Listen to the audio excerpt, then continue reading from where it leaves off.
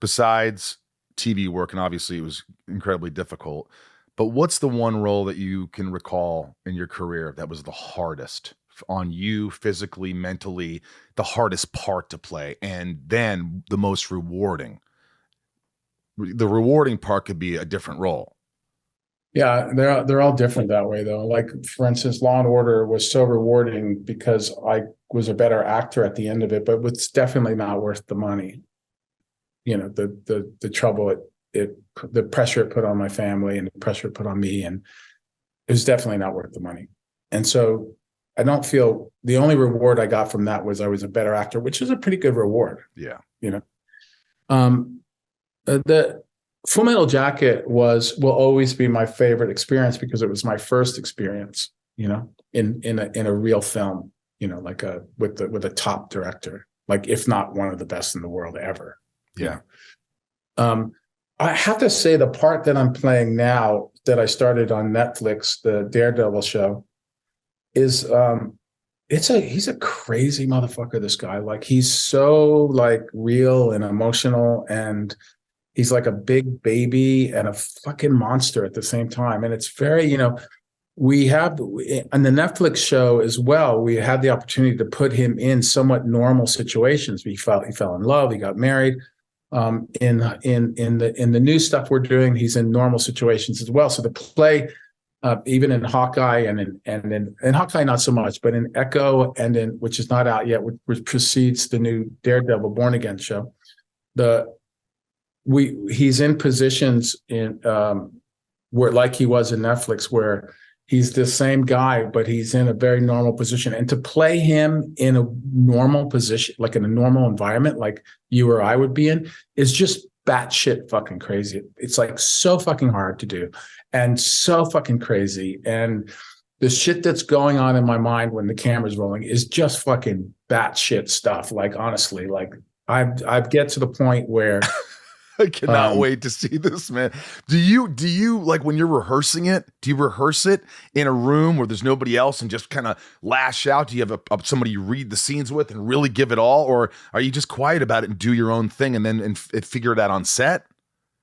I have a plan, and then most of that plan goes out the window. This is very normal, right? That's always happens with the actors, as you know.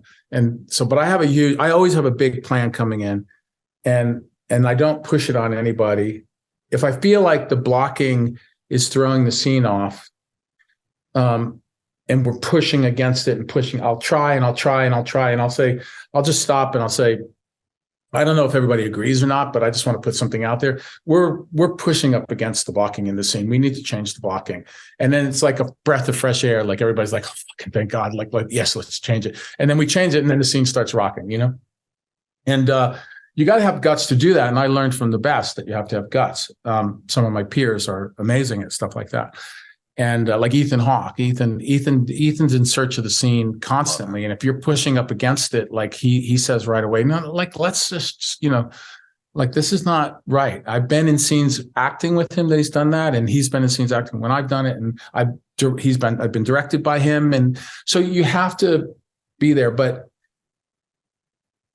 no, I stay very, very calm, even if, but just before, you know, because we've been on sets for a long time, and we know when you're about to roll.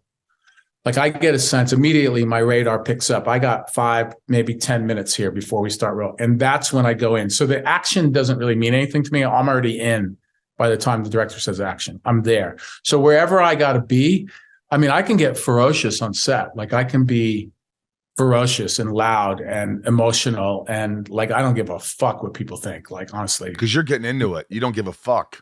I don't give a fuck. Whether it's crying or screaming or laughing or whatever the fuck it is, you know, crews are taught not to put their hand in the cage anyway. I mean, so what the fuck, you know? And I so love this, man. I love it. Yeah.